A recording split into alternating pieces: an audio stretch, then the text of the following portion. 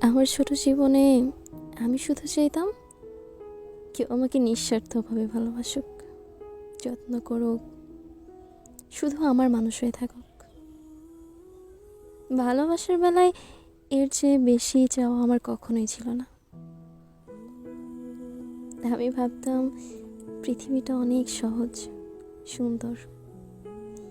আমি কারোর জন্য এফোর্ট দিলে তার বিনিময়ে আমার জন্য সে এফোর্ট দিবে।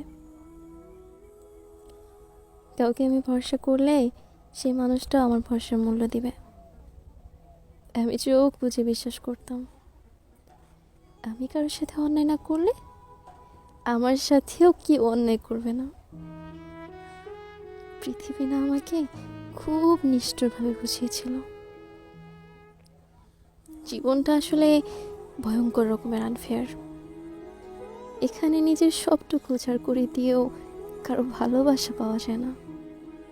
এখানে অন্যায় না করেও বিনিময়ে যাবজ্জীবন সাজা পেতে হয়।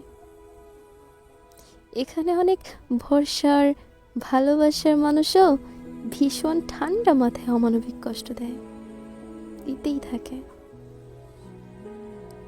একটা সময় আমি আফসোস করতাম, অভিযোগ করতাম, তারপর বুঝলাম আফসোস কিংবা অভিযোগে নিয়তি বদলায় না।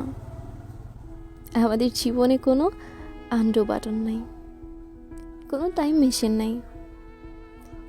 আমাদের অতীত বদলানো যায় না, চাইলেও কোনো ভুল মুছে দেওয়া যায় না। হাজারো কান্না, হাজারো শাস্তি, নিরন্তর আফসোস, অপরাধ বোধ, আক্ষেপ কিংবা অভিযোগেও কোনো কিছু এক বিন্দু বদলানো যায় না। শেষমেশ জীবন আমাকে শীতল কণ্ঠে বলেছে মেনে নিতে। আমি মেনে নিয়েছি, কোনো প্রকার যদি, কিন্তু, কেন ছাড়াই মেনে নিয়েছি। আমার এক বিন্দু অভিযোগ কিংবা আফসোস নেই। আমার জীবনের একটা বড় অধ্যায় শেষ হয়েছে। সে অধ্যায়টা চাইলেই অনেক লম্বা হতে পারত। হ্যাঁ, চাইলেই। কিন্তু স্রষ্টা কিংবা স্রষ্টার তৈরি করা মানুষ কেউই তা চায়নি। বছরের পর বছর যন্ত্রণা টেনে নিয়ে হ্যাপি এন্ডিং নামক মরীচিকার পিছে ছুটে যাওয়ার মতো বোকামি আর হয় না। তাই কোনো কোনো উপন্যাস মাঝপথেই শেষ হয়, শেষ করে দিতে হয়